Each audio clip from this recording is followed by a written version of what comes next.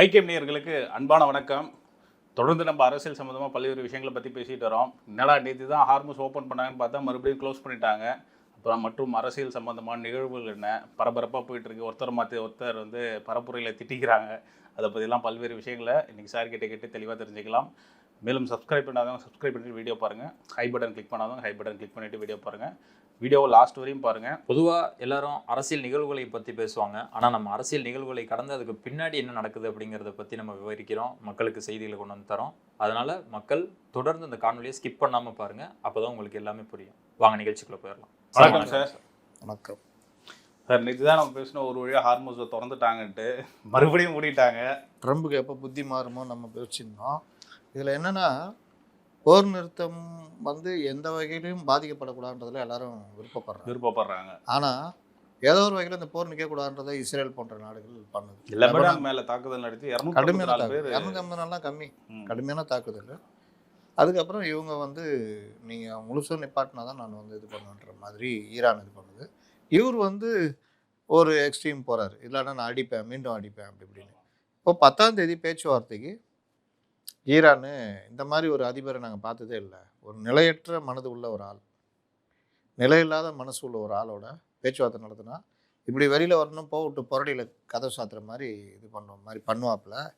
நாங்கள் வர முடியாது அப்படின்ற மறுபடியும் ஒரு இன்னொரு ரெண்டுக்கு போகுது. ஏறின பங்கு சேர்ந்தா டொம்முன்னு இறங்குது.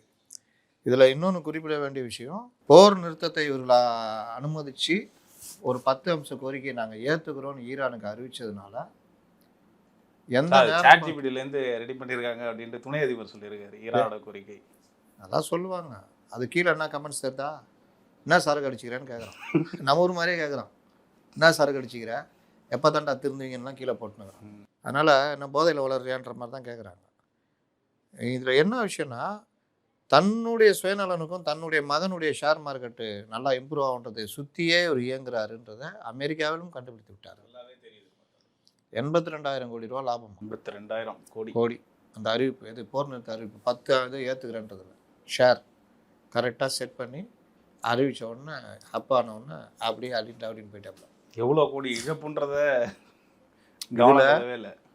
35% இந்திய மக்கள் இந்த பங்கு சந்தை இதிலெல்லாம் இருக்கிறவங்க தங்களுடைய இதை இழந்திருக்காங்க. 100 ரூபா வச்சுருந்தா 35 ரூபா போச்சு இந்த 20 நாளில். அது எவ்வளோ பெரிய பாதிப்பு, எத்தனையோ குடும்பங்கள் தற்கொலைக்கு போகும், எவ்வளோ பெரிய பாதிப்புலாம் இருக்குது. அப்போ இந்த மாதிரி விஷயங்கள்லாம் கணக்கிட்டு ஒரு மனிதன் தன்னுடைய சுயநலத்துக்காக, தன்னுடைய பையன் இந்த மாதிரி விஷயங்களுக்காக, இந்த அப்ஸ் அண்ட் டவுன் கொடுக்கறதுக்காக அறிவிப்புகளை வெளியிடுறது, மாற்றி மாற்றி பண்ணுறதை உலகத்தில் யாருமே இது வரைக்கும் பார்த்ததில்லை. எந்த நாடும் பார்த்ததில்லை. ஹிட்லருக்கெல்லாம் பைத்தியம் பிடிச்சது, நாடுகளை ஆக்கிரமிக்கணுன்ற எண்ணம் இருந்தது. அதுக்கேற்ற படைகளை நகர்த்தினா, அந்த படைகள் நகர்த்து பிரச்சனைலாம் வரும்போது சோவியத் யூனியன்லாம் கூட ஒரு ஒப்பந்தம் போட்டுக்கிட்டான். 1 வருஷம் நான் ஒன்று அடிக்க மாட்டேன், நீ என்ன அடிக்கூடாதுன்னு சொல்லிவிட்டு போலந்து போன்ற நாடுகளெல்லாம் அடித்து லாஸ்ட்டில் சோவியத் யூனியன் அந்த 1 வருஷத்தில் சோவியத் யூனியனை உள்ளே பூந்தான். இதெல்லாம் நடந்தது. கூட இந்த முசோலினி இங்கே ஜப்பானில் ஒரு இவங்க எல்லாம் அவங்கவுங்களுக்கு கிடைச்ச இடங்கள்லாம் ஆக்கிரமித்தாங்க. அதெல்லாம் நடந்தது. ஒரு கட்டத்தில் உலக நாடுகள் திருப்பிட்டு அடிச்சது. 5 ஆண்டுகள் அந்த போர் நடந்தது. 1939 45 வரைக்கும் 6 ஆண்டுகள். 44 ஆண்டுலேயே கிட்டத்தட்ட முடித்தாங்க.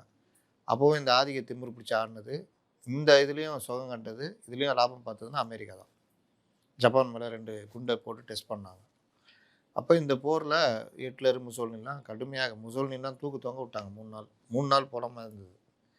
ஹிட்லர் மாட்டிக்கினார், தற்கொலை பண்ணிக்கிட்டார். இதெல்லாம் அப்போ இந்த மாதிரி விஷயங்கள்லாம் எதை பண்ணுறாங்கன்னா ரைட்டு, நீ லாப நஷ்டத்துக்கு நீ ஏற்றுற இறக்குற, ஒரு நாள் இப்படி அறிவிக்கிற கெட்ட வார்த்தையில் பேசுகிற. கேட்டால் இந்த வார்த்தையெல்லாம் நான் அடிக்கடி யூஸ் பண்ணுறது தானே, நீங்கள் உங்களெல்லாம் தெரியாதா? என் பேட்டிலாம் நீங்கள் பார்த்ததில்லை. இவர் பெரிய வரலாற்று ஆவணம் எழுதி வச்சுக்கிறாரு, இவர் பேட்டி எல்லாம் பார்க்குறாங்க, பார்த்தது இல்லையா? இதெல்லாம் சாதாரண வார்த்தை தான் அப்படின்ற அளவுக்கு. எங்கே அந்த அரசியல் இல்லாத கிறுக்கனுங்க வராங்களோ அங்கெல்லாம் பிரச்சனை. தொழிலதிபர் ராலை போய் மாட்டிக்குவார், தெரியும்ல? மாட்டின அடிவாங்க எல்லாம் பண்ணோம். அதெல்லாம் அந்த இது செட்டப்பு. அது இந்த ஜெலன்ஸ்கி இந்த மாதிரி. அதனால் நாடு தான் இன்றைக்கி இந்தியா உலகம் முழுவதும் இன்றைக்கி கஷ்டப்பட்டுன்னு இருக்காங்க. மீண்டும் ஒரு இக்கட்டை நோக்கி நகருது. லைட்டாக 24 மணி நேரம் கூட அந்த சந்தோஷத்தை நீடிக்க விடலை மறுபடியும். ஆனாலும் நான் நம்புகிறேன், அடி மரணடி விழுந்துருக்குது எல்லாருக்குமே. அதனால் சும்மா அப்படியே ஏய் ஏய் ஏய்ன்ட்டு மீண்டும் சமாதான நோய் தான் நகருவாங்கன்னு நான் நினைக்கிறேன். இந்தியா கூட எல்லாரையும் வந்துருங்க அப்படின்ட்டு எச்சரிக்கை விடுத்துருக்கு இந்தியர்களை ஈரான்லேருந்து. எங்கேருந்து வருது? முன்ன 35,000 வரணும்னா இப்போ 1,25,000 ஆகும். எல்லாம் விலை ஏறி போச்சு. தரை வழியாக போய் சவுதிக்கு வந்து சவுதியிலேருந்து நீங்கள் வரணும், விமான கட்டணத்துலேருந்து எல்லாத்தையும் ஏற்றி வச்சுக்கிறாங்க. சரி சார், இப்போ விஜய் அவர்கள் வந்து இன்னைக்கு கடலூர்ல பிரச்சாரம் பண்றதா இருந்து அதை ரத்து செஞ்சிருக்கிறாங்க. நாளைக்கு காரைக்குடியில் பிரச்சாரம் செய்யறதுக்கு அனுமதியும் வாங்கிட்டாங்க. இப்படி தேர்தல் நெருக்கத்தில் இருக்கும்போது அதுவும் அவர் கட்சியினுடைய பரப்புரை எந்த அளவில் இருக்குதுங்கிறத நமக்கு பார்த்துட்டு இருக்கோம். இப்படி இருக்கும்போது இவங்க கிடைக்கிற அனுமதியை ரத்து செஞ்சுட்டு மினி ட்ரம்ப் அவர் இன்னைக்கு ஒன்று நாளைக்கு ஒன்று. இன்னைக்கு பிரச்சாரம் போகலாம், நாளைக்கு பிரச்சாரத்தை ரத்து பண்ணலாம்.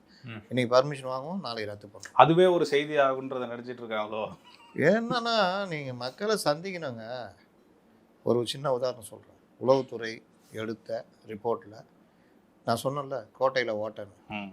சென்னையில்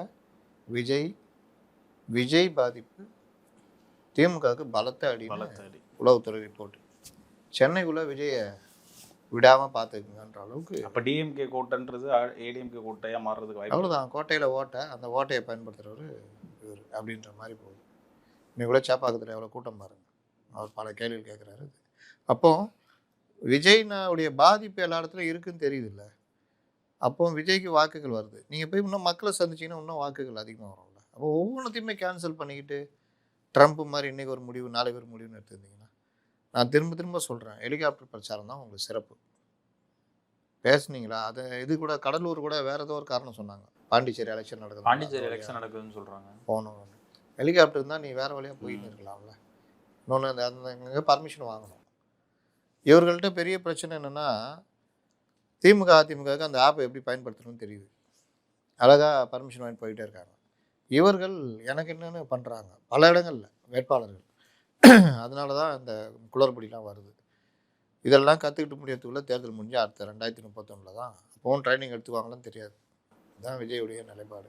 சரி சார், காங்கிரஸ்க்கு வந்து ரகசிய கூட்டணியாக எங்கள் கூட தான் இருக்குன்னு சொன்னதுக்கு வந்து காங்கிரஸ் கட்சியிலேருந்து ரொம்ப பொங்கி எழுதுறாங்க. அப்படிலாம் எதுவும் இல்லை, விஜய் கூடலாம் நாங்கள் இல்லை அப்படின்ட்டு பொங்கி எழுதுறாங்களே, கண்டனம் தெரிவிச்சிருக்கிறாங்க.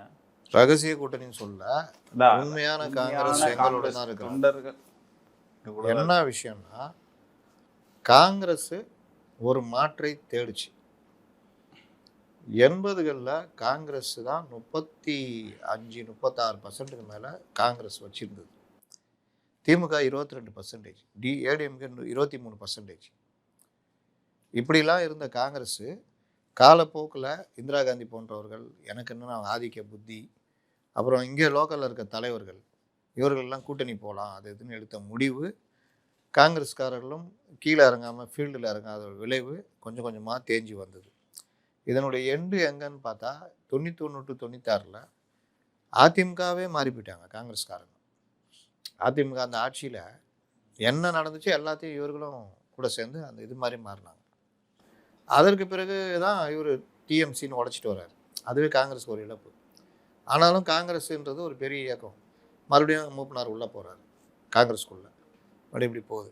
ஆனாலும் இந்த ஏற்ற இறக்கங்கள், இந்த காங்கிரஸுடைய தொண்டர்கள் அடுத்த கட்டம் இளைஞர்கள் உள்ளே வரல. அப்படியே போய் காங்கிரஸ்னால் பணக்காரங்க கட்சி.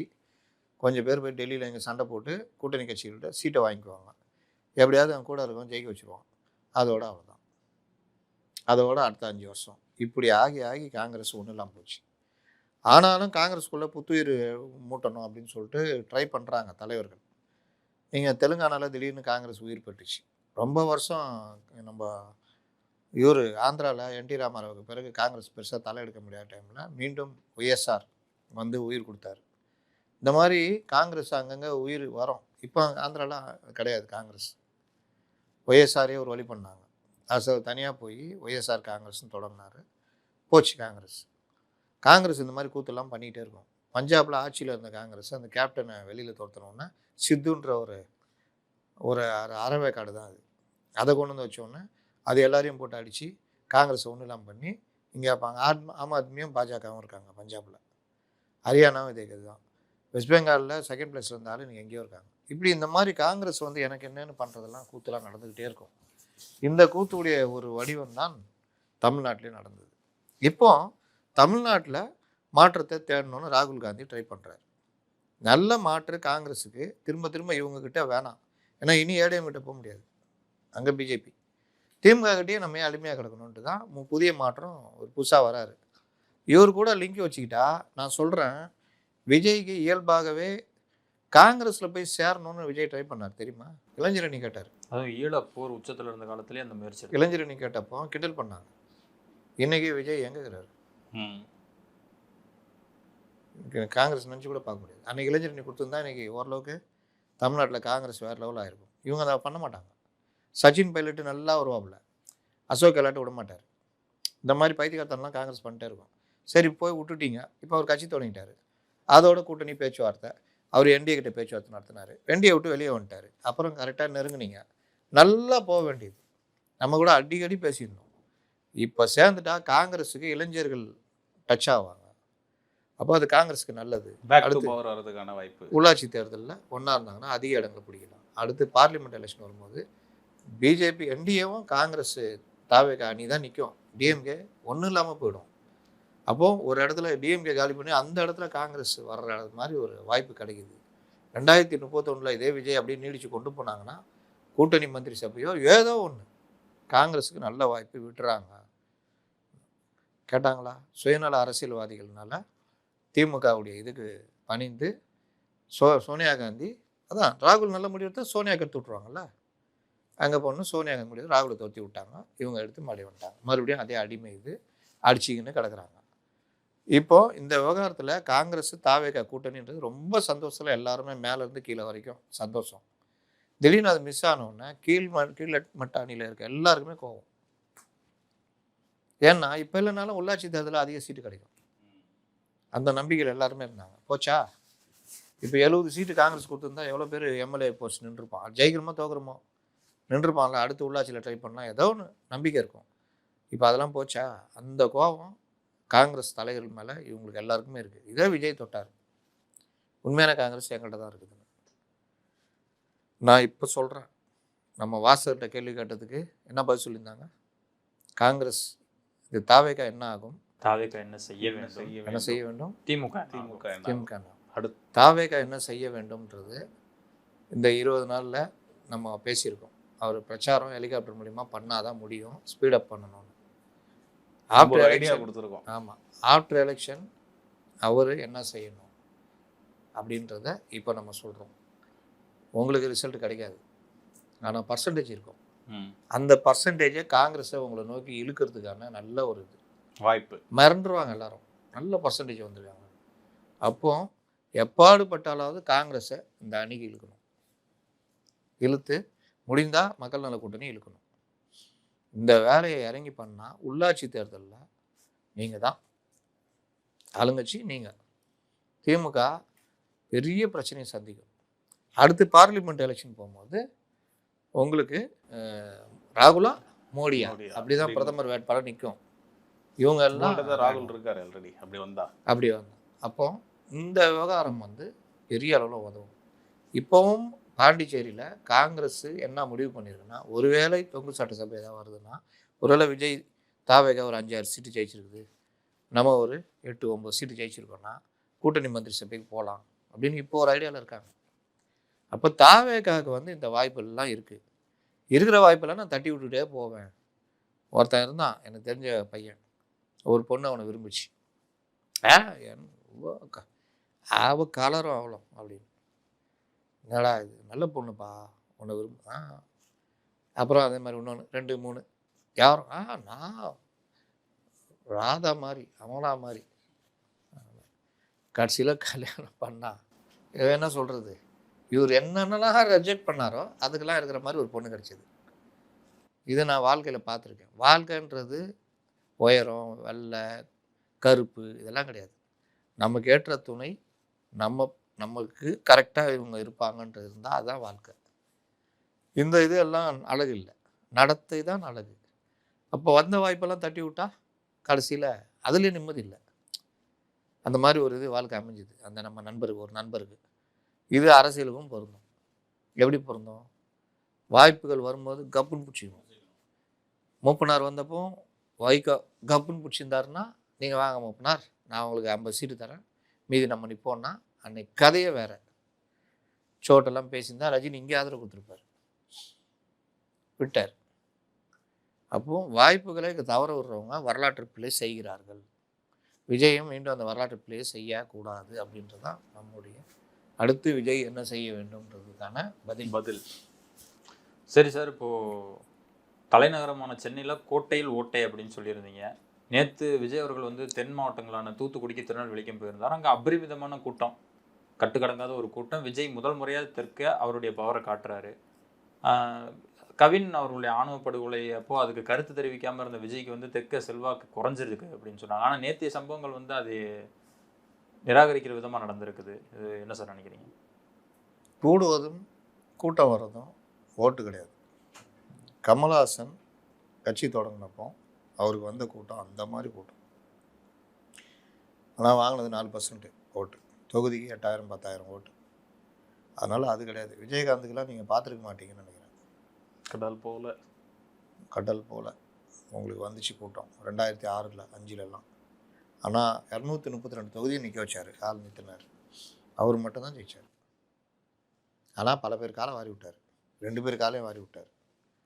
அதனால் கூட்டம் கூடுது அதெல்லாம் வச்சுக்கிட்டு சொன்னால் நீங்கள் பல பேர் ஜெயிச்சிருக்கலாம். கலைஞர்லாம் ஒரு காலத்தில் பயங்கர கூட்டம் வரும், 80கள் 77லலாம்.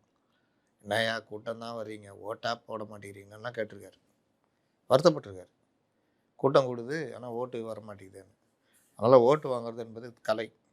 ஓட்டு வாங்கிறதுக்கான அரசியலை பண்ணுறது ஒரு கலை. அதனால் கூட்டம் வருதுன்னா அதெல்லாம் கணக்கு இல்லை. அவர் ஃபஸ்ட் டைம் தென் மாவட்டத்துக்கு வந்திருக்காரு, நடிகர், எல்லாம் பார்க்க வருவாங்க, ரசிகர்கள் வருவாங்க. ஒரு 10 தொகுதியிலேருந்து நேற்று வந்தது 1.5 லட்சம் 2 லட்சம். இங்கே 1.5 லட்சம் தூத்துக்குடியில், நெல்லையில் 2 லட்சம்ன்றாங்க.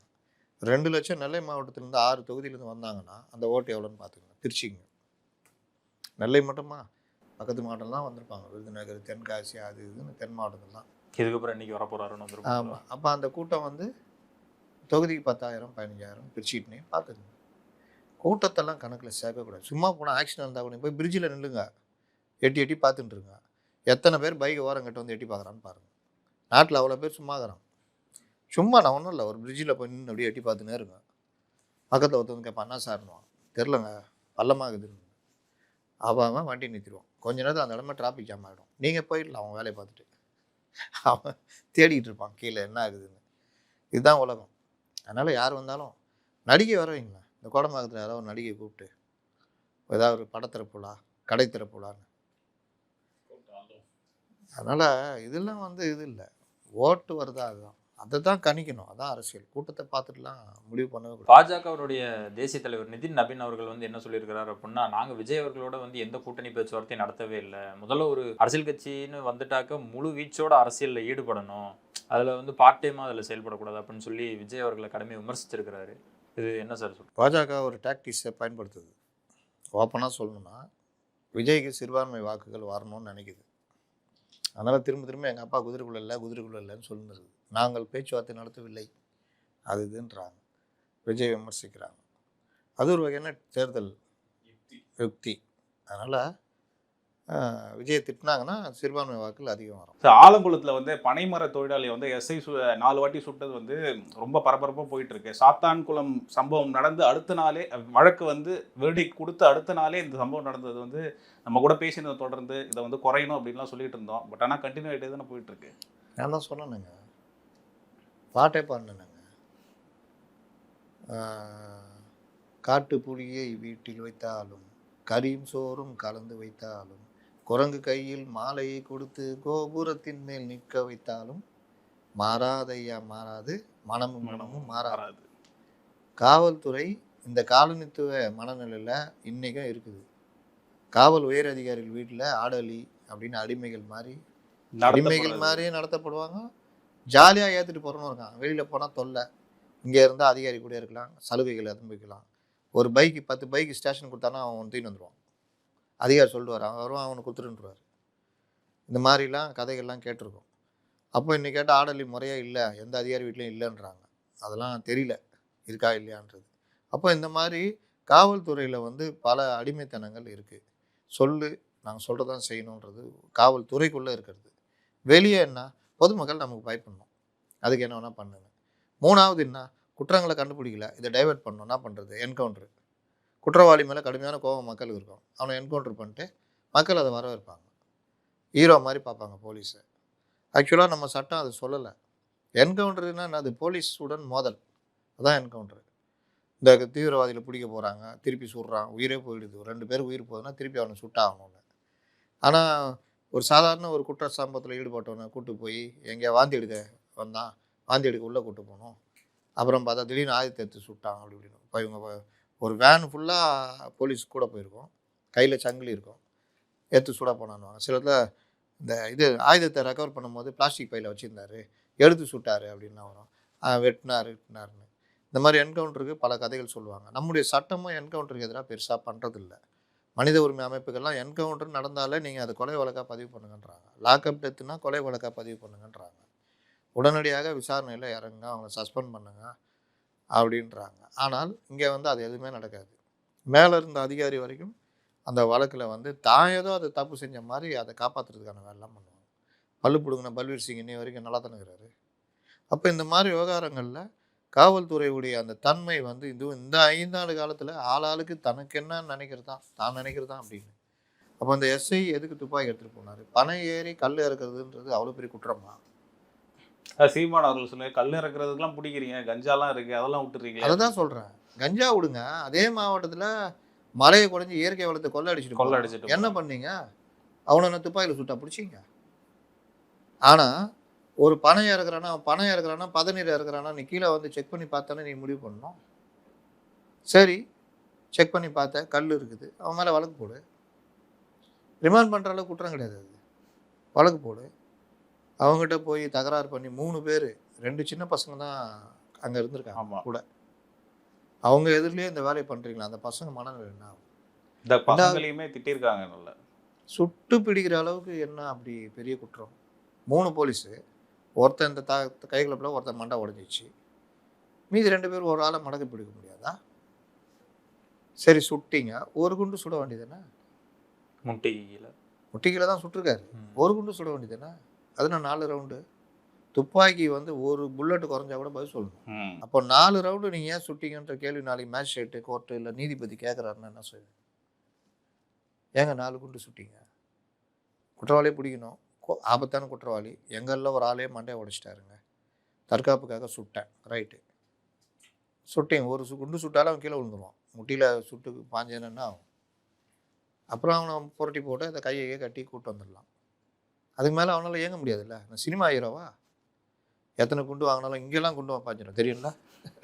நம்ம சினிமா ஹீரோக்களை இங்கே குண்டு பாஞ்சிடும், இங்கே பாஞ்சா என்ன ஆகும்? செத்துருவோம் இதே. ஆனால் அவர் அப்படியே இது பண்ணுவார், போவார், இங்கே குண்டு பாஞ்சிடும், ஒன்றாக மாட்டார். 3 நாள் குண்டு பாஞ்சிடும், வெட்டிடுவாங்க, தையல் போடுவார், எல்லாம் நடக்கும். அந்த மாதிரி ரியல் லைஃப்லாம் பண்ண முடியாது. ஒன்ஸு குண்டு பாஞ்சினா ரத்தம் ப்ளீடிங் ஆக ஆரம்பிச்சிடும். அதுவும் சில சினிமாவில் காமிப்பாங்க, ப்ளீடிங் ஆகிட்டே இருக்கும், நீங்கள் என்ன வச்சு பண்ணாலும் பண்ண முடியாது, அதுலேயே இறந்து போயிடுவாங்க, ப்ளீடிங் ஆகி இறந்துருவாங்க. கொஞ்ச நேரத்தில் நினைவு தப்பு. ஹார்ட் பம்ப் பண்ணுதில்ல, ரத்தம் ஒரு பக்கம் வெளியேறிக்கிட்டுனா ஹார்ட் எப்படி பம்ப் பண்ணும்? லீக்கேஜ் ஆன மாதிரி பம்பு குறையும். பம்பு குறைஞ்சினா என்ன ஆகும்? மூளைக்கு போகிற ரத்தம் நின்றும். மூளைக்கு போகிற ரத்தம் நின்னா மூளை இயங்காது, மூளை இயங்கலைன்னா ஹார்ட் என்ன ஆகும்? ஃபங்க்ஷன் ஆகாது, நிறுத்திடும். மற்ற ஆர்கனும் வேலையை நிறுத்திடும், இறப்பு உறுதி. இது மாதிரி. ஆனால் சினிமாவில் அவர் இங்கே ஒரு கயிறு ஒன்று டவல் போட்டு கட்டிக்கின்னு சட்டை போட்டுன்னு இருப்பார், அதுவும் அவன் இங்கேயே குத்துவான், அதை பிடிச்சி அப்படியே நசுக்குவான். அதெல்லாம் சினிமாவில் நடக்கும். ரியல் லைஃப்பில் காலில் சுட்டனா விழுந்துட போகிறான். 4 குண்டு ஏன் சொல்கிறீங்க? இன்றைக்கி அவரை சஸ்பெண்ட் பண்ணியிருக்காங்க. இந்த இசக்கி ராஜான்ற பேர் ஏற்கனவே ஒரு சர்ச்சையில் சிக்கின மாதிரி எனக்கு ஞாபகம், சரியாக எனக்கு அது தெரியல. ஆமாம், அப்படிதான் சொல்கிறேன். ஒரு இசக்கி ராஜா ரவுடிங்களோட ஒரு தகராறு இருந்துச்சு, ஆனால் அதுதான் இவரான்னு எனக்கு சரி. அதுதான் அது என்ன இது இன்னொன்று நடந்தது. ஒரு சிங்கம் போலீஸ் மாதிரி இது பண்ணுறதா சொல்லிட்டு சிங்கம் போலீஸ் ஏதோ ஒரு சர்ச்சையில் சிக்கினா ஒரு இதா எனக்கு சார் ஒரு வழக்கறிஞரை துப்பாக்கி முனையில் ஏதாவது பண்ணி ஏதோ ஒன்று நடந்தது, என்னன்னு தெரியல. அது எடுத்து நாளைக்கு நாள் கூட பேசுவோம். அப்போ இன்றைக்கி வேறு வழி இல்லாமல் அந்த தென்மண்டல ஐஜி அவரை சஸ்பெண்ட் பண்ணியிருக்காரு. இன்றைக்கி பொதுமக்களுடைய எதிர்ப்பு, தேர்தல் நேரம், மற்ற நேரம்லாம் அவரை யார் இந்த இசக்கி ராஜா, இவர் என்ன செய்தார்னு 4 யூடியூப் விட்டு நல்லா போட விட்டு ரீல்ஸ் கீல்ஸ்ன்னு போட்டுன்னு இருப்பாங்க. இப்போ இப்படிலாம் நடக்கக்கூடாதுன்னு தான் அப்படி ஒரு வேர்டிக் கொடுக்குறது. ம். இப்போ நீ என்ன வேணாலும் சொல்லு, நான் இப்படி தான் இருப்பேன்ற மாதிரி தானே இருக்குது. அதனால் இது கண்டிக்கப்பட வேண்டிய விஷயம். இது பொதுமக்கள் எதிர்ப்பாக மாறிடுச்சு. அவங்க கட்சிக்காரங்களாலே பொறுக்க முடியல. காங்கிரஸ் எம்பி ரூபி மனோகரனே வந்து அந்த இடத்துல இறங்கி கண்டனம் தெரிவித்து எதிர்ப்புலாம் தெரிவிச்சிருக்காங்க. எதிர்க்கட்சி தலைவர் எடப்பாடி பழனிசாமியும் கண்டனம் தெரிவிச்சிருக்காரு. பலரும் கண்டனம் தெரிவிச்சிருக்காங்க. அதனுடைய விளைவு இன்றைக்கி 3 பேர் மேலே வழக்கு. இன்றைக்கி அந்த எஸ்ஐ ராஜா சஸ்பெண்டு. இதெல்லாம் நீதிமன்றத்தில் போய் கடுமையாக தண்டிக்கப்படணும். கொலை முயற்சி வழக்காக எல்லாம் போடணும். போட்டால் தான் பயம் வரும். இல்லாட்டின்னா என்ன சினிமாவாக இதை எடுத்து சொல்கிறதுக்கு ஒரு புல்லட்டுக்கு பதில் சொல்லணும். சும்மா கிடையாது.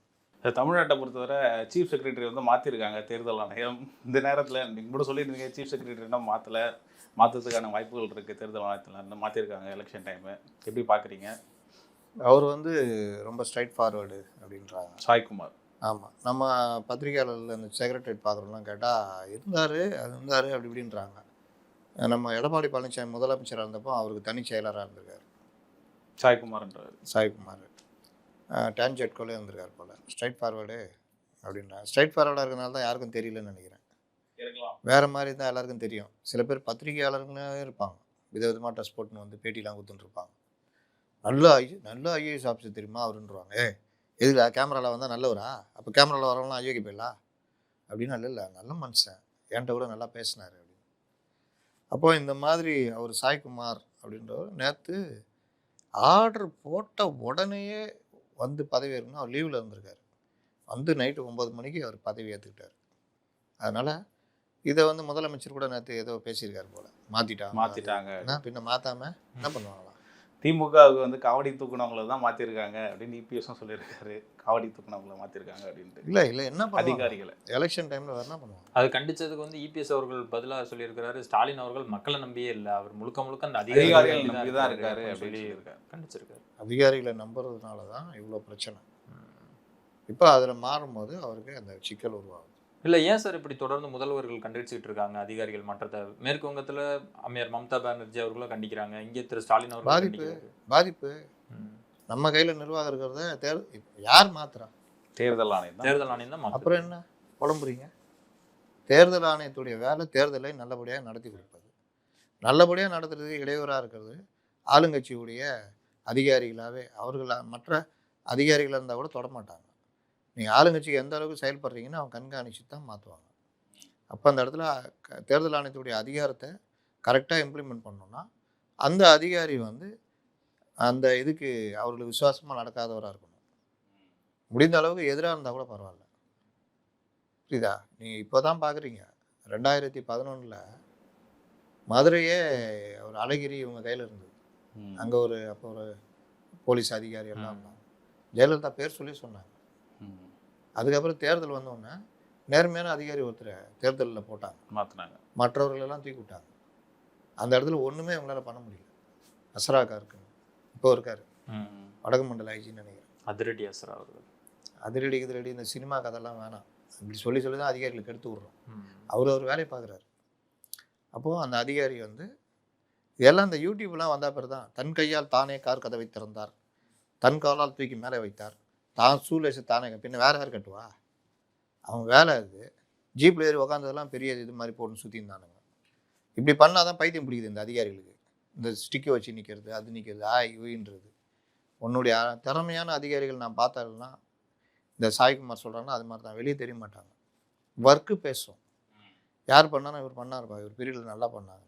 அதனால் இந்த அதிரடி சரவெடி இதெல்லாம் உருட்டு. அப்போது அந்த டைமில் நடந்தது. சேம் அதே மாதிரி எலெக்ஷன் டைமில் இந்த வேலையெல்லாம் பண்ணுவாங்க. இப்போ இவரை மட்டும் மாற்றலை. சந்தீப் மிட்டல்னு ஒருத்தரை லஞ்ச ஒழிப்புத்துறைக்கு டிஜிபியாக போட்டிருக்காங்க. டேவிட்சனை நகர்த்திட்டு அவரை போட்டிருக்காங்க. இது ஏன் முக்கியத்துவமாக பார்க்கப்படுதுன்னா இப்போ தலைமைச் செயலாளர் தான் எல்லாத்துக்குமே பொறுப்பு. ஐஏஎஸ்க்கு, நிர்வாகத்துக்கு, தேர்தல் சம்பந்தமான தேர்தல் அதிகாரிகள், ரிட்டர்னிங் ஆஃபீஸர் எல்லாத்துக்கும் இவர் தான் பொறுப்பு. இவர் கொடுக்குற ஆர்டர் தான் இப்போ அவங்க கீழே போகும், எல்லாம் நடக்கும். இது ஒன்று. ரெண்டாவது அர்ச்சனா பட்நாயக் தேர்தல் அதிகாரி. அவங்க நேரடியாக தேர்தலுடைய இது கண்ட்ரோலில் இருப்பாங்க. இவரும் நேரடியாக இருப்பார். இப்போ தேர்தல் ஆணையத்துடைய முதலமைச்சர்னு யாருன்னு பார்த்தீங்கன்னா தலைமைச் செயலர் தான். அப்போ மாத்தானே செய்வாங்க. ஒன்று. ரெண்டாவது தேர்தல் ஆணையத்துடைய காவல் அதிகாரி யாருன்னா டிஜிபி ரத்தோர். இப்போ லஞ்ச ஒழிப்புத்துறை இதில் லஞ்ச ஒழிப்புத்துறை மாற்றுறது மிகப்பெரிய பரபரப்பாக பேசப்படுது. திமுக வட்டாரத்தில் பயத்துடன் பார்க்கப்படுகிறது. ஏனென்றால் லஞ்ச ஒழிப்புத்துறையில் KN நேரு மேலே 3 புகார்கள் டிஜிபிகிட்ட கொடுத்து டிஜிபி அதை லஞ்ச ஒழிப்புத்துறைக்கு அனுப்பிச்சு லஞ்ச ஒழிப்புத்துறை வழக்கு பதிவு செய்யலை. அப்போ ஏன் செய்யலைன்னு கோர்ட்டுக்கு வழக்கு வருது. வழக்கு வந்தால் நாங்கள் ஆராய்ந்து கொண்டிருக்கிறோம், 3 மாதம் ஆகும். இந்த வழக்கு உகந்தது தானா? ஏன்னா அவர் வந்து மிகப்பெரிய அந்தஸ்தில் இருக்கிறாரு. அந்தஸ்துலாம் வழக்கில் கிடையாது ராசா. இந்த 3 மாத கதைலாம் எங்கள்கிட்ட சொல்லக்கூடாது, அடுத்து நான் ஆர்டர் போடுவேன் அப்படின்ட்டு வழக்கு முகாந்திரம்லாம் இருக்குது, நீங்கள் எஃப்ஐஆர் பதியலாம் அப்படின்னு கோர்ட்டை ஆர்டர் போட்டுச்சு. ஆர்டர் போட்ட பிறகும் இவர்கள் எஃப்ஐஆர் போடவில்லை. வழக்கமாக அந்த கோர்ட்டு நாட்கள் இந்த வழக்கு அடுத்து விசாரணைக்கு இப்படியே நாட்கள் தள்ளி போயிட்டே இருக்கும். தள்ளி போய் வந்துச்சு வழக்கு விசாரணைக்கு. ஏன் அது வரைக்கும் இவங்க கண்டுக்கல வழக்கு போடல. எப்படி தள்ளிட்டு போகிறாங்க பாருங்கள், டிஜிபி மேட்டர் மாதிரி. கோர்ட்டில் வந்து ஏன் பண்ணலை அப்படின்னு கேட்டால் இல்லைன்னு அன்னைக்கு ஒரு கதை சொல்கிறாங்க. இது வந்து இது சம்மந்தமாக முதலமைச்சருடைய இது கேட்டிருக்கோம் நாங்கள். கோர்ட்டு இந்த வழக்கில் எஃப்ஐஆர் போடுற அளவு முகாந்திரம் இருக்குது, எஃப்ஐஆர் போடுங்கன்னு சொல்லியிருக்கோம். நாங்கள் சொன்ன பிறகு நீங்கள் என்ன அதுக்குள்ளே ஒரு முடிவு எடுக்கிறீங்க அப்படின்னு கோர்ட்டு கேட்குது. தலையை குனிஞ்சு நிற்கிறாங்க. ரைட், நான் ஏப்ரல் 20 இது சம்மந்தமாக தீர்ப்பு கொடுக்குறேன் அப்படின்னு. இதற்கு நடுவில் தான் இந்த டிஜிபி லஞ்ச ஒழிப்புத்துறைக்கு வந்திருக்காரு. இப்போ இவர் 20ஆம் தேதி அவங்க தீர்ப்பு கொடுத்த முன்னாடியே மிலாட் நாங்கள் வழக்கு போட்டோம் மிலாட் அப்படின்னு கொடுத்தா கோர்ட்டு ஓகேன்றோம். அப்போது நாளைக்கே கூட நேரு மீது வழக்கு பாயலாம். ஏன்னா கோர்ட்டு உத்தரவு போட்டிருக்கல, கோர்ட்டு உத்தரவு அடிப்படையில் நாளைக்கே கூட வழக்கு பாயலாம். அப்படி பாய்ந்தால் விலக தேய்ச்சா என்ன வரும்? பூதம் இங்கே யாரு? அமலாக்கத்துறை. இடி வரும். விலக தேய்ச்சா இடி வரும். இங்கே விலகுன்றது ப்ரெடிகேட் அஃபென்ஸ், மூல வழக்கு. ஒரு வழக்கு இருந்தால்தான் இடி உள்ளே வர முடியும். அந்த வழக்கை போட விடாமல் தான் இவ்வளோ நாள் தடுத்துக்கிட்டாங்க. இப்போ அந்த வழக்கு போடுற இடத்துல இருக்கிற அதிகாரியை மாற்றிட்டாங்க. இப்போ புது அதிகாரி வந்திருக்காரு. அவர் வழக்கு போட சொல்லிட்டாருன்னா விளக்கு வந்துச்சு. விளக்கு தேய்ச்சா அமலாக்கத்துறை வந்துடும். அப்போது அந்த ஒரு பிரச்சனை, பெரிய பிரச்சனை நேருக்கு இருக்குது. நேருக்கு மட்டுமா இருக்குது, இன்னும் 2-3 வழக்குகள் இருக்குது. எல்லாத்துக்குமே விளக்கு தேய்ச்சா விளக்கு கொண்டு வந்து வைக்கிற மாதிரி வழக்கு போட்டாங்கன்னா முடிஞ்சது கதை. இது இன்னைக்கு இருக்கிற நெருக்கடி. நாளைக்கே இல்லை, இப்போ நான் பேசிட்டு இருந்த நேரத்தில் கூட ஒரு வழக்கு போடலாம். அந்த வழக்கை அந்த இடி கொடுத்த அடிப்படை பேஸ் பண்ணி எஃப்ஐஆர் போடலாம். நாளைக்கே எஃப்ஐஆர் பேஸ் பண்ணி இடி வரலாம். இதுதான் இன்றைக்கி இருக்கிற நெருக்கடி. அவர்கள் மத்தியில் இருக்கிற பேசு பொருள். வெளியே பயத்தை காமிக்காதரா, பயத்தை காமிக்காமே பண்ணு அப்படின்ற மாதிரி வடிவேல் சொல்கிற மாதிரி அவர்கள் பயத்தை காமிக்காமல் கொண்டு போய்கிட்டு இருக்கிறாங்க. இதுதான் இந்த மாவட்டங்களை சுற்றி 2 பேரும் மாற்றத்தில் நான் பார்க்குற இது பலரும் சொல்லுகிற விஷயம். சரி சார், இபிஎஸ் அவர்களுக்கும் உதயநிதி அவர்களுக்கும் இருந்த வார்த்தை போருங்கிறது புதிய உச்சத்தை எட்டி இருக்குது. கடந்த முறை இபிஎஸ் அவர்கள் வந்து நான் சரியாக கையாளலை அப்படின்னா கொரோனாவிலே ஸ்டாலின் அவர்கள் போயிருப்பார் அப்படிங்கிறாரு. அதுக்கு பதிலுக்கு இங்கிட்ட இருந்து RS பாரதி அவர்கள் கண்டிக்கிறாங்க. முதல்வர் அவர்களும் ஒரு நிகழ்வை சொல்கிறாரு, நான் 1 வாரமாக நான் போய் கொரோனா வார்டில் இருந்தவங்கள பார்த்தேன், அதுக்கு 1 வாரமாக என் மனைவி என்னிடத்துல பேசலை அப்படின்லாம் சொல்கிறாரு. உதயநிதி அவர்களும் வந்து அந்த புகைப்படத்தை காட்டினதுக்கு வந்து மக்கள்கிட்ட அனுதாபம் தேடுறாரு, தன்னை பால்டைல்னு சொல்லிட்டாரு அப்படின்னு சொல்லிட்டு. என்ன சார் நடக்குது? ஒரு அரசியல் நாகரிகம் கொரோனாவிலேயே போயிருப்பாருன்னு சொன்னாரா? எடப்பாடி பேசுனதை நீங்கள் கேட்டீங்களா? அப்படி சொல்லி தான் அவங்க பதில் கொடுத்துருக்குறாங்க திமுக தரப்புல இருந்து. ஜர்னலிசத்தில் 2-3 வகை இருக்குது. என்ன சொன்னாருன்றதை கேட்கணும். இப்படி தான் சொன்னார்னு அவர் சொன்னார்ன்றதை ஏற்றுக்கக்கூடாது. திரும்ப திரும்ப சொல்கிறேன், கொரோனாலே அவர் போய் சேர்ந்திருப்பார் அப்படின்னு என்ன சொல்கிறாரு. இப்போ என் மரணத்தை அவர் விரும்புகிறாரா, நான் மரணத்தை கண்டு அஞ்சாதவன் அப்படின்னாருன்னா அதை எடுத்துக்கிறது. என்ன சார் இந்த மாதிரி எடப்பாடி பேசுகிறாரு, நியாயமா அப்படின்னா அவரு சொன்னாரா, அதை செக் பண்ணிவிட்டு அந்த கேள்விக்கே வரணும். இன்னைக்கு கூட சேப்பாக்கத்தில் எடப்பாடி அதை மறுக்கிறார். நான் என்ன சொன்னேன், நீங்கள் என்ன உருட்டுறீங்க? கொரோனா எங்கள் காலத்தில் வந்த கொரோனா இவர் காலத்தில் வந்திருந்தா இவர் காணாமல் போயிருப்பார், சமாளிக்க முடியாமல் காணாமல் போயிருப்பார். சமாளிக்க முடியாத அளவுக்குன்னு சேர்த்துருக்கணும். அவர் பேச்சு இதில் காணாமல் போயிருப்பார். உடனே இந்த ஸ்ட்ராட்டஜி டீமு தலைவரே இதை இப்படி திருப்பலாம் அப்படின்னு இன்னைக்கு என்கிட்ட கேள்வி கேட்ட 2-3 பேர் அதே கேள்வி தான் கேட்டாங்க. இது என்ன நியாயம்? ஏன் இப்படி மாறுறீங்க? இந்த இதுதான் ஒரு விஷயத்தை அப்படியே டைவர்ட் பண்ணுறது, மடைமாற்றம் செய்வது. முன்னே இவர் சிஎம் என்னை வந்து இந்த மாதிரி பேசி, நான் கொரோனாக்கே பயப்படாமல் ட்ரெஸ் போட்டுலாம் போனேன். என் மனைவி கூட என்கிட்ட ஒரு வாரம் பேசலை.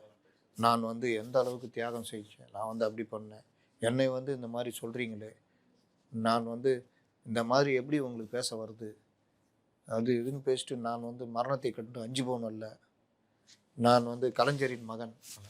எங்க அந்த மரணம் நான் சொன்னார் அவர் தெரியுதா? தேர்தலுக்கு எப்படி திருப்புறாங்க. ஆனால் இதுதான் போகும். எடப்பாடி இப்படி பேசிட்டாரு, நான் இப்படி பேசிட்டாரு. இன்னொன்று, நாகரிகமாக இவருக்கு பேச தெரியலன்னு இன்னைக்கு கிளப்புறாங்க. நம்ம அவர் தான் அவனுக்கு திருப்பி சொன்னார். அவர் பாணியில் சொன்னால் திருப்பி சொன்னாரா இல்லையா? தம்பி, உங்கள் அப்பா வயசு எனக்கு, என் அரசியல் அனுபவம் கூட நீ வயசு கிடையாது. வார்த்தையை பார்த்து பேசு. தவழ்ந்து வந்தேன் ஊர்ந்து வந்தேன்னு சொல்கிறிய, தவழ்ந்து வந்தேன் ஊர்ந்து வந்தாலும் நான் வந்து நின்றுட்டேனா இல்லையா? என்னுடைய ஆட்சியில் என்ன நடந்ததுன்னு பேசு. எப்போ பார்த்தாலும் இதையே தான் நான் பேசிகிட்டு இருப்பீங்க.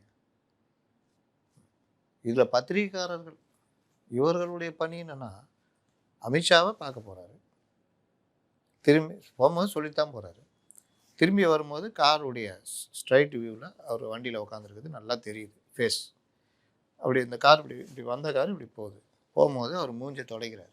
தொடைக்கூடாதா? முகத்தை மறைத்து கொண்டான்னு ஒருத்தன் போட்டான். அதை எப்படி எடுத்துக்கிட்டு உருட்டினாங்க, காலும் காரும் உருட்டினாங்களா இல்லையா? இவரை பற்றி நினைச்சாலே காலும் காரும் தான் ஞாபகம் வருதுன்னு உதயநிதி. அப்போ இவர்கள் உட்காந்துக்கிட்டு இதுக்காக ரெடி பண்ணுறாங்க. அந்த டீம் எப்படி பேசலாம், எப்படி கொண்டு போகலாம், சாதாரண விஷயம். நான்லாம் பெரும்பாலும் நீங்கள் நம்ம கேள்வியிலே நீங்கள் பார்ப்பீங்க, இதெல்லாம் ஒரு மேட்ரா, இதெல்லாம் விவாதிக்க வேண்டிய பொருள், தூக்கி போடுங்க வரும் சொல்கிறேன்னா இல்லையா? பத்திரிகை துறையில் நான் அப்படி தான் இருந்திருக்கேன். இந்த மாதிரி இதெல்லாம் எது செய்திக்குள்ளே எது செய்தி? நீங்கள் சொன்னீங்கல்ல, ஒரு அரசியல்னா அரசியலுக்குள்ளே என்ன இருக்குது அதை எடுத்து பேசணும், அதை விவாத பொருளாக மாற்றுங்க. ஓகே, அதை விட்டுட்டு விஜய் கண்ணத்தில் மஞ்சள், காலும் காரம், இது அயோக்கியத்தனம், பேஜுக்காக பண்ணுற அயோக்கியத்தனம். இப்போ கூட நான் ஒரு வீடியோ பார்த்தேன், ராகுலுக்காக ஒரு பொண்ணு காத்துக்கிட்டு இருக்குது. ராகுல் செய்த காரியம், அந்த குழந்தைக்கு கிடைச்ச ஏமாற்றம். எத்தனை பேர் பார்ப்பான், ராகுல் பாரு அயோக்கியத்தனம் பண்ணிட்டார் அப்படின்னு. உள்ள பார்த்து ராகுல் நிறுத்தி பூவை வாங்கின்னு குழந்தைகிட்ட பேசிக்கிட்டு சாக்லேட்லாம் கொடுக்குறாரு. எப்படி பார்க்க வைக்கிறானுங்க? இந்த அயோக்கியத்தனம் மாதிரி தான் இது அந்த ரிப்போர்ட்டர் பண்ணது. அடுத்து அதே ரிப்போர்ட்டர் தான் இன்னொரு வேலையை பண்ணுறான். என்ன பண்ணுறான்? 10:50க்கு அவருக்கு அப்பாயின்மெண்ட்டு அமித்ஷாவோட. இங்கேருந்து அவர் போகிறார். டெல்லிக்கு போனார். இங்கே என்ன நரேட்டிவ், அடிமை போகுது பார்த்தியா, அங்கே இருந்துட்டு வர வைக்கிறாங்க பார்த்தியா, எஜமானை பார்க்க போகிறோம் நரேட்டிவ். நீங்களாம் போனால் கிடையாது, வீரர்கள். அங்கே போனோன்னே இவர் ஒரு 7 மணிக்கு போய் சேர்றாரு. இவங்கள மாதிரி சார்ட்டர் ஃப்ளைட்லாம் கிடையாது, அவர் ஜென்ரல் ஃப்ளைட்டில் தான் போகிறாரு. 7 மணிக்கு போய் சேர்றாரு. 10:30 மணிக்கு 10:50க்கு அவருக்கு அப்பாயின்மெண்ட்டு. என்ன பண்ணப்போ உடனே நேராக போய் எடப்பாடியுடைய இது நம்ம அமித்ஷாவுடைய ரிசப்ஷனில் போய் உக்காந்துங்க. 10:50க்கு பார்த்துட்டு வெளியில் ஒரு 11:30 மணிக்கு வெளியில் வந்துட்டு 4:30 மணி நேரம் அமித்ஷாவுடன் ஆலோசனை, தமிழகத்தின் அரசியலை அலசி ஆராய்ந்த எடப்பாடி அப்படின்னு போடலாமா? அந்த வேலை தான் அவங்க பண்ணுவாங்க. ஷோவை ஒரு இதில் கிண்டல் அடிச்சிருப்பார், பல தடவை பேசியிருப்பேன். இவர் சந்திச்சது 5 நிமிஷம் தான் இருக்கும். ஒரு எலுமிச்சை பழத்தை கொடுப்பார், நல்லா இருக்கேன் போயிட்டு வாங்க அதுதான். இங்கே 20 நிமிஷம், அங்கே 20 நிமிஷம், சந்திச்ச 5 நிமிஷம் மொத்தமாக போட்டு தமிழக பத்திரிகைகள் பிரதமர் இந்திரா காந்தியுடன் முதல்வர் கருணாநிதி சந்திப்பு, தமிழகத்தை பற்றி 45 நிமிடம் ஆலோசனை, கிண்டல் அடிச்சிருப்பார். ஆனால் பேசுனது 5 நிமிஷம் கூட இல்லை. நல்லா இருக்கேன் எலுமிச்சை பழம் ஆராய் போயிட்டு வாங்க அதுதான். இது மாதிரி இருந்த காலம் இவர்கள் காலம். அங்கேருந்து வர டெல்லி தலைவரை இங்கே தலைவர் பார்க்கணும்னு சொல்கிறாரு. அவர் இப்போ என்ன பண்ணுவார், சரி பாவம் திமுக தலைவர் மூத்த தலைவர் கூப்பிட்றாருன்னு வந்து சால்வை போட்டு நல்லா இருக்கீங்களான்னு பேசிட்டு போனோன்னே அந்த நாடோடிகளில் படத்தில் வர மாதிரி அந்த ஃபோட்டோவை அனுப்பிச்சு சென்னை வந்த மார்க்சிஸ்ட் கம்யூனிஸ்ட் கட்சி பொதுச் செயலாளர் கலைஞரை சந்தித்தார். அவரே இவர் தேடி சந்தித்த மாதிரி மேட்டர்னா இவர் கூப்பிட்டுருப்பாரு. 2 தடவை பார்த்தாங்க, 3ஆவது தடவை வரமாட்டேன்ட்டாங்க. இதெல்லாம் இவங்க டெக்னிக், எதை எப்படி செய்தியாக்கணும், அதில் எப்படி விளம்பரம் தேடிக்கணுன்றது. இதில் என்ன சொன்னாங்க, 2 மணி நேரம் காத்து கிடந்த எடப்பாடி நடந்துச்சா இல்லையா? அதனால் இது எல்லாமே இவர் உருட்டுறது. அவர் சொன்னதை நீங்கள் காணாமல் போயிருப்பீங்க. காணாமல் போயிருப்பீங்களா, சமாளிக்க முடியாது, ஓடி போயிருப்பீங்கன்னாரு. இந்த வார்த்தையை பயன்படுத்திடணும். அப்போ இனிமேல் அவர் பார்த்தா பயன்படுத்தணும். ஓடி போயிருப்பீங்க, முடியாமல், இதை சமாளிக்க முடியாமல் நீங்கள் தலை தெறிக்க ஓடி போயிருப்பீங்க அப்படின்னா, என்னப்பா தலை வெட்டுறான்னு பேசுறியா அப்படின்றாங்க. தலை தெரிக்குது, தலை தெரிக்குதுன்னு ஏதாவது ஒன்று சொல்லுவாங்க. அப்போ இதை பேச வைத்து அதை ஒரு பெரிய பிரச்சனையாக மாற்றுறாங்க. ஏன் மாற்றுறாங்க? அரசியலை பேச முடியல, ஆட்சியுடைய இதை பேச முடியல, தேர்தல் அறிக்கை பேச இல்லை. தேர்தல் அறிக்கை பயங்கர கோபம் அவருக்கு, சிஎம் ஃபெயிலியர். எல்லாத்துக்கும் மேலே திருமாவளவன் செஞ்ச காரியம் கடுமையான கோபம். இந்த என்னது தொங்கு சட்டசபை, அரசியல் மாற்றம், அந்த பொற்கொடி ஆம்சாங்க ஆதரவு, இது மூணும் அவரை தூங்க விடாமல் பண்ணிச்சு. கடும் கோபம் திருமாவளவன் மேலே. எழுதி வச்சிங்க, 7 தொகுதிகளிலும் அவர்கள் தோற்கடிக்கப்படுகிறார்கள். இன்னொன்று, நான் திரும்ப திரும்ப ஒரு விஷயம் சொல்லியிருந்தேன், இன்றைக்கி தான் அது வெளியே வருது. ஆளூர் ஷாநவாஸ்லேருந்து எல்லாருமே திமுகட்ட போய் முறையிட்டிருக்காங்க.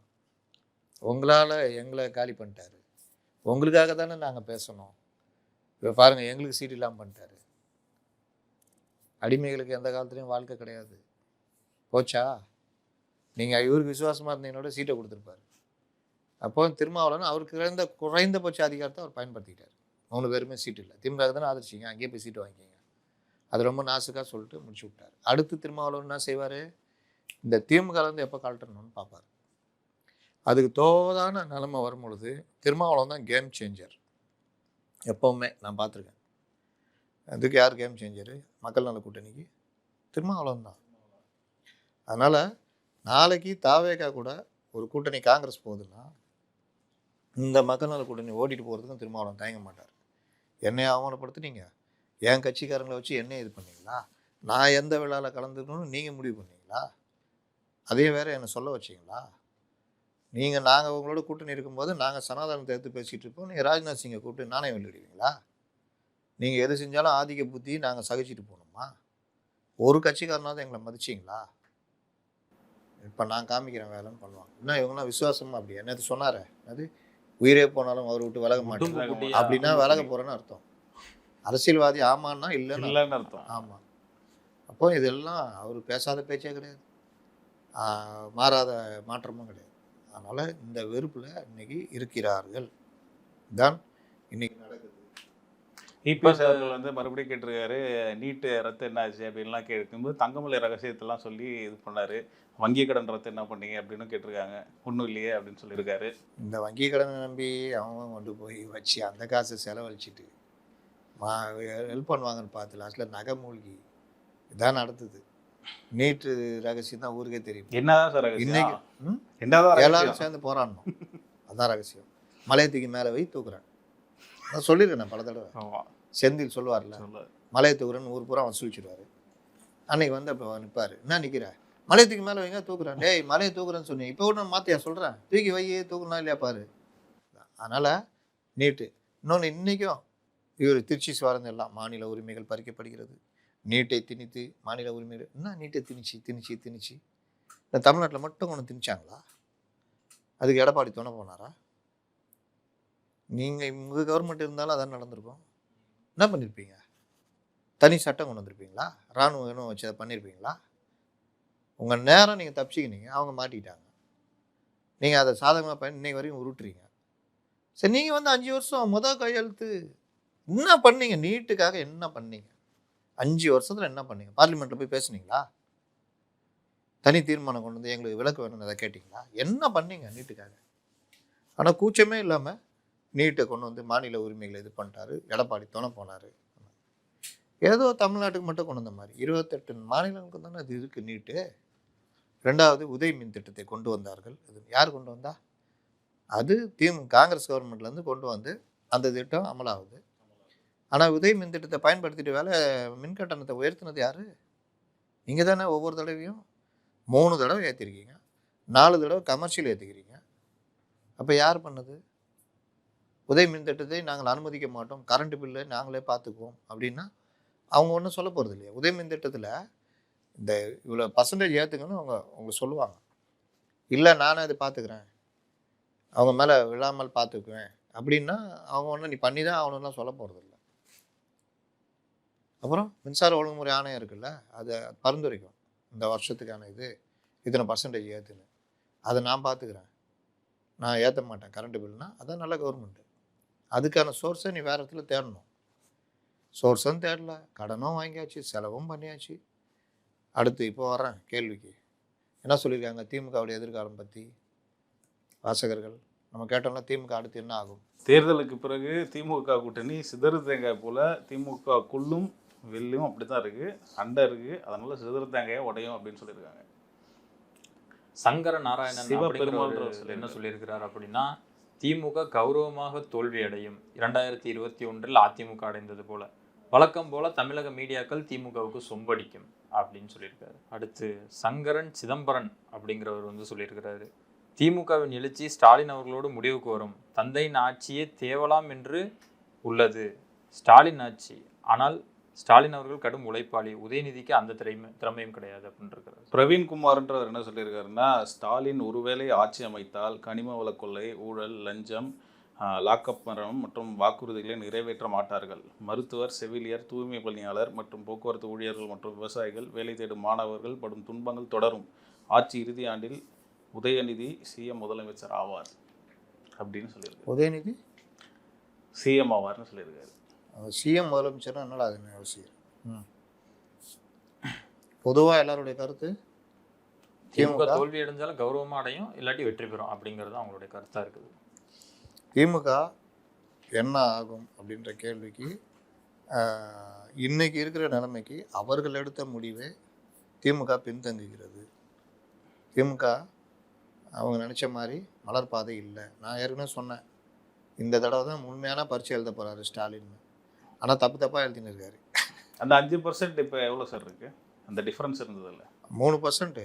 அது இனிமேல் தான் தெரியும், அடுத்து வரதெல்லாம்.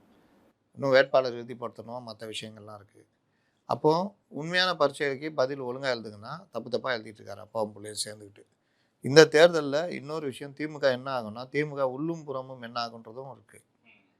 அதில் ஆதிக்கம் செலுத்தியது, மேலாதிக்கம் பண்ணுறது மாப்பிள்ளை. அவர் கை தான் இதில் ஓங்கி இருக்குது. அவர் தான் பல வேட்பாளர்களை எல்லாரையும் தீர்மானித்தது. இதில் கை இறங்குனது கனிமொழிக்கு. கனிமொழியே நீங்கள் ஸ்டேட் இதுக்குள்ளே வரக்கூடாதுன்னு சொல்லிட்டாங்க. நாங்கள் சென்ட்ரலுக்கு உங்களுக்கு வேறு ஏற்பாடு பண்ணியிருக்கோன்னு சொல்லியிருக்காங்க. அதனால் கனிமொழியை கிட்டத்தட்ட ஸ்டேட் இதில் நகர்த்துற வேலையும் பண்ணிட்டாங்க. ஏன்னா இவர் போய் நெல்லை எங்கெல்லாம் போய் ஆய்வு பண்ணார்ல சபரீசன், அப்போ கனிமொழி வருத்தப்பட்டு வந்து கேட்டப்போ இந்த பதில். அதனால் நீங்கள் இது பண்ணீங்கன்னு. உதயநிதி இருந்தும் இல்லாமல் இருக்கார். அவர்கிட்ட தான் இளைஞர் அணி இருக்குது, அவர் தான் அடுத்த சிஎம்லாம் பேசுகிறாங்க. ஆனால் நடைமுறையில் நான் ஏற்கனவே சொல்லியிருக்கேன், நடைமுறை தான் மேட்ரு. நடைமுறையில் உதயநிதியால் தனக்கு ஆதரவாளர்களுக்கு 10 எம்எல்ஏ சீட்டு கூட வாங்கி கொடுக்க முடியாத லெவலில் தான் உதயநிதியுடைய நிலை இருக்கிறது. ஸ்டார் பிரச்சாரகராக போயிருக்காரு. அது மட்டும் இல்லையே, கட்சி உங்கள் கையில் இருக்கணுமே. கட்சி ஸ்டாலின் கையில் இருக்குது. ஸ்டாலின் இவரை தான் சபரீசனை தான் அங்கீகரிக்கிறார். அப்போ கட்சி இந்த பிரச்சனையில் உள்ளுக்குள்ளே முட்டிக்கிட்டு இருக்குது. சீனியர்களுக்கு மரியாதை இல்லைன்ற ஒரு போக்கு இருக்குது. இந்த நிலைமையில் அரசியலில் தோல்வி ஏற்பட்டால் கௌரவமாக தான் தோற்பார்கள். அவர் சொன்ன மாதிரி கௌரவமாக தான் ஒரு 60-70 சீட்டு வரும், எதிர்கட்சியாக உட்காருவாங்க. அப்போ எதிர்கட்சியாகவும் ஸ்டாலின் தான் தொடருவார், எதிர்கட்சி தலைவராகவும். உதயநிதிலாம் கொண்டு வர மாட்டாங்க. அப்போ இவர் உதயநிதி தான் முதலமைச்சராக தான் உதயநிதியை கொண்டு வருவாங்க. அப்போது எதிர்கட்சியாக உட்காரும் பொழுது நீங்கள் எல்லா விஷயத்துக்கும் கூட்டணி கட்சிகள், பெருமளவில் கூட்டணி கட்சிகள் சீட்டுகள் இப்போ இருக்கிற கண்டிஷனில் வெல்வது சிக்கலாக மாறும். அப்போ அந்த இதை நோக்கி நகரும் பொழுது உங்கள் அந்த ஒற்றுமையும் குறையும். நான் ஏற்கனவே சொன்ன மாதிரி தாவேகா காங்கிரஸ் சில விஷயங்கள் நோக்கி நகர்ந்தாங்கன்னா அது இந்த கூட்டணிக்குள்ளே பெரும் மாற்றங்களை கொண்டு வரும். அதனால் திமுக கௌரவமாக தோற்றாலும் அதனுடைய எதிர்காலன்றது ஒரு பெரிய கேள்விக்குறியாக மாறும். அதுலேயும் காங்கிரஸ் வேறு முடிவெடுத்தால் கிட்டத்தட்ட திமுகவுடைய நிலை பிரச்சனை ஆகிடும். திமுக ஜெயித்தால் அது வேறு கதை. உதயநிதி ஸ்டாலின் கொஞ்சம் பவருக்கு வருவார், கொஞ்சம் ஏற்கப்பட்ட மாற்றங்கள்லாம் வரும். ஜெயித்தால், ஆட்சி பிடித்தால் உதயநிதி தான் முதலமைச்சர் அப்படின்றத நோக்கி நகர்ந்துடும். அதனால் இதுதான் திமுகவுடைய இது. நம்முடைய இந்த இதில் கேள்வி என்னன்னா, எந்த கட்சி தேர்தல் அறிக்கை சரியாக இருக்குது, இன்னும் என்ன வைக்கலாம் தேர்தல் அறிக்கையில் இலவசங்கள்லாம் விட்டுருங்க, இதை கொடுக்கலாம் அதை கொடுக்கலாம்லாம் தேவையில்லாது.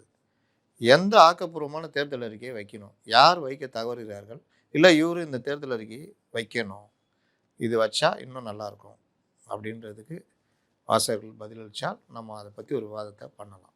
சரி சார், இப்போ சமீபத்தில் ஒரு தகவல் ஒன்று வந்துச்சு. பாண்டிச்சேரிக்கு பரப்புரைக்கு வந்த ராகுலை வந்து திமுக தலைமை சந்திக்க விரும்பியதாகவும் அதை வந்து அந்த சந்திப்பை நிராகரித்து அவர் மறுத்துட்டு போயிட்டதாகவும் சொல்லியிருக்கிறாங்க. திமுக தலைமை வந்து தேர்தல் நெருக்கத்தில் ராகுலும் திமுகவும் இணைஞ்சு நெருக்கமாக இருப்பது போல பரப்புரை செஞ்சால் வெற்றி ரொம்ப எளிதாக கிடைக்கும் அப்படின்னு அவர்கிட்ட சொன்னதாகவும் அதை கேட்டு அவர் நிராகரிச்சுட்டு போனதாகவும் சொல்கிறாங்க. எதனால சார் ராகுல் இதை நிராகரிக்கிறாரு? வெற்றி அவங்க கட்சிக்கு தானே வெற்றி. இதில் ராகுலுக்கு கடுமையான கோபம். காங்கிரஸ் தாவேகா இதை பிரிச்சதில் அவர் கடுமையான கோபம். அது தமிழக காங்கிரஸ்காரங்க மேலேயே அவர் கோபம் இருக்குது. அதனால தான் அவர் பாண்டிச்சேரியில் எதை வச்சு நான் பிரச்சாரம் பண்ணணும்னு திமுகவையும் பெருசாக இது பண்ணல. அங்கேயும் பெரிய குழப்பம். அது எல்லாமே ராகுலுக்கு கோபம். அவர் எப்படியாவது சந்திக்க வைக்கணும்னு ட்ரை பண்ணாங்க. அவர் முடியாதுன்னு மறுத்துட்டார். ஏர்போர்ட்லேயாவது சிஎம் கூட பேசுகிற மாதிரி அதை ஒன்றும் பிரச்சனை இல்லைன்னு காமிக்கலான்னு ட்ரை பண்ணாங்க. அதையும் ராகுல் மறுத்து விட்டதாக தகவல். அதனால் சென்னைக்கே அவர் வர்றாரா, வந்தாலும் ஒரே மேடையில் ஏறுவாரா, இல்லை அந்த பழைய சந்தோஷமான சகோதர இது இருக்குமா அப்படின்றதுலாம் கேள்விக்குறியான விஷயம். சார் வராரான்ட்டீங்க. ஆமாம், ராகுல்லாம் நீங்கள் முடிவெடுக்க முடியாது. அதனால் வருவாரா, அப்படி வந்தாலும் அவர் தனி மேடை காங்கிரஸ் இதுக்கான பிரச்சாரம் ஒரு 3 சென்டர் போட்டு மதுரை, நெல்லை, கன்னியாகுமரின்னு பிரச்சாரம் பண்ணிட்டு போயிட்டாருன்னா, முதல்வரோட ஒரே மேடையில் ஏறுறதுல நான் தவிர்த்தாருன்னா, அதனால் அந்த மாதிரி நோக்கி நடக்கிறதுக்கும் வாய்ப்பு இருக்குது. அதனால் காங்கிரஸ் உடைய அந்த இது ஆதிக்க புத்தி மிகுந்த திமுகவிடம் காங்கிரஸ் இப்போ தன்மானத்தோட சில விஷயங்களை மோதுது. இங்கே இருக்கிறவங்க கையை பேசிக்கிட்டு இருக்கிறாங்க. அண்ணன் மன்னிச்சிங்கண்ணா, ராகுல் மேலே கோபம், அவர் வந்து உங்கள் மேலே ரொம்ப பாசமாக தானே இருக்கார். இப்போ கூட என்கிட்ட ஃபோனில் பேசும்போது பிரதர் ஸ்டாலின் எப்படிங்கிறாருன்னு கேட்க தான் செஞ்சாருண்ணா அப்படின்னு இங்கே இருக்கிறவங்க இந்த நடுவில் மாட்டிட்டு உருட்டுவாங்கல்ல, அந்த மாதிரி உருட்டுறாங்க. ஆனால் அப்படி ஒரு வேலை நடந்தால் அது தேர்தலில் பெரிய அளவுக்கு பாதிப்பை ஏற்படுத்தும். திருச்சி வேலுசாமி போன்றவர்கள் என்ன சொல்கிறாங்க, யார் வேலை செய்யணும், நாங்கள் நீ முடிவு பண்ணால் கீழே வேலை செய்கிறவங்க தான் முடிவு பண்ணணும் அப்படின்னு. அதுவும் நடக்கும். அப்போ காங்கிரஸுக்கு இது பண்ணுதுன்னா காங்கிரஸுக்கு அவங்க என்ன பண்ணுவாங்க, பதில் மரியாதை செய்வாங்களா இல்லையா? அதனால தான் சொல்கிறேன், திருமாவுக்கு மரியாதை செய்யணும்னு தீர்மானிச்சிட்டாங்க, காங்கிரஸுக்கும் மரியாதை செய்வாங்க. இது தேர்தலில் அவங்களுக்குள்ளேயே குழி வெட்டிக்குவாங்க. இதுவும் நடக்கும். சரி சார், இப்போது கடந்த நாடாளுமன்ற தேர்தலில் 10 சீட்டை சொலையே எடுத்து கொடுத்துருக்குறாங்க திமுக காங்கிரஸுக்கு. இந்த கதைலாம் வேணாம். அங்கே ஏடிஎம்கையும் பாஜகவும் ஸ்ப்ளிட் பண்ணியாச்சு. பிரிஞ்சு கிடக்கிற இடத்துல எதிரியே இல்லை. அதில் வந்துச்சு. காங்கிரஸ் மற்றவங்க இல்லைன்னா அந்த எடுத்து கொடுத்துருப்பாங்களா? இல்லை, இப்போ இவங்க நான் அப்படி கேட்குறேன். அங்கே பாஜக என்டிஏ கூட்டணி ஸ்ட்ராங்காக இருக்குது. இங்கே காங்கிரஸ் என்டிஏ வெளியே போயிட்டாங்க. திமுக மட்டும் தனியாக நிற்கிது, அதிமுக அன்றைக்கி நின்ன மாதிரி. அப்போ எடுத்து கொடுத்துருப்பாங்களா சொல்லுங்க? கொடுத்துருக்க மாட்டாங்க. அந்த வேலை ஸ்ப்ளிட் பண்ணதுனால அந்த கிடைச்ச வெற்றி. ஸ்ப்ளிட் பண்ணலன்னா இப்போ கூட போய் தேர்தல் ஆணையத்தில் பாருங்கள், 13 தொகுதி ஜெயிச்சிருக்காங்க. கரெக்டாக விஷயத்தை புரிஞ்சுக்கிட்டு தான் நம்ம மூவ் பண்ணணும் எந்த ஒரு விஷயத்துலையும். சரி, இப்போ ராகுல் அவர்கள் எதிர்பார்த்தது போல தாவேகா கூட்டணி தான் அமையல. ஆனால் இப்போ அமைஞ்சிருக்கிற திமுக கூட்டணிக்காவது வேலை பார்க்கலன்னா இங்கே கிடைக்கிற எம்எல்ஏக்கள். நான் லவ் பண்ண பொண்ணு கிடைக்கல, வீட்டில் சண்டை போட்டு ஒரு பொண்ணை கட்டி வச்சுட்டாங்க. அது கூட வாழ்னா எப்படி வாழ்வேன்? தான் நினைக்கிறாங்களா? வாழ்ந்து தானே சார் ஆகணும் கல்யாணம் பண்ணி. நீ கட்டாயப்பத்தி கல்யாணம் வச்சு நான் வாழல, எனக்கு பிடிக்கல. நான் அப்படியே தான் தெரிவேன். ஒரு வருஷம் தெரிஞ்சேன்னா நீ ஏன் டைவர்ஸ் பண்ணி வைக்க போகிற? ஓ, மீண்டும் ஒரு நேர்காணல் சந்திப்போம். நன்றி சார்.